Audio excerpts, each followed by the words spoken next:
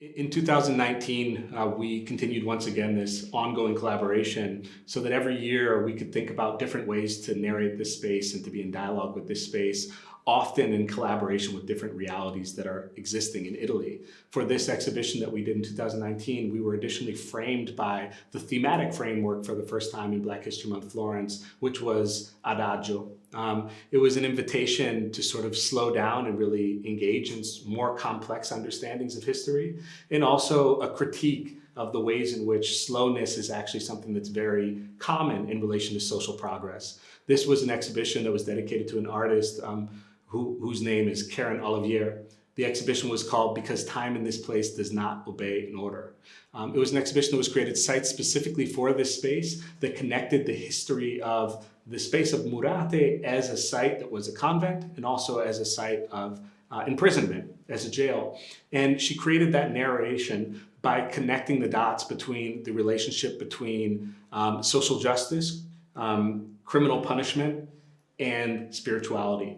The broad through line was coming through the narration of Dr. Martin Luther King Jr.'s letter from a Birmingham jail, which was read, in this case in Italian, by Antonella Bundu, an important figure for the context of Florence.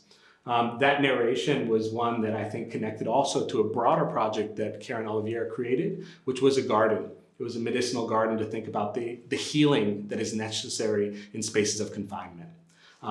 That exhibition also extended into a whole other layered reflection on the spaces of confinement, on what it means to be enclosed, whether we're talking about spiritually enclosed or we're talking about physically enclosed, and the ways in which a certain mental health and a mental strength is necessary for overcoming it.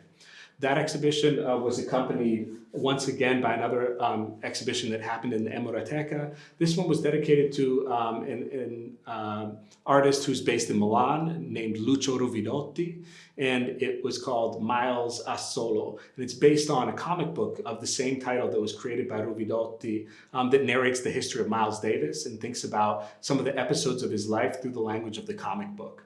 One of the things that we're always interested in is how to expand the audience for accessing our shows, for accessing these contents. And in this case, we were able to do so by thinking about Miles Davis as this figure coming from the United States, but who was very familiar to an Italian audience. The exhibition of Karen Olivier, in a certain sense, complemented that in that she was here as a resident at the American Academy in Rome who supported the exhibition itself. And so you have this sort of through line of this reflection that's coming out of the United States, but looking at the site of Italy more broadly.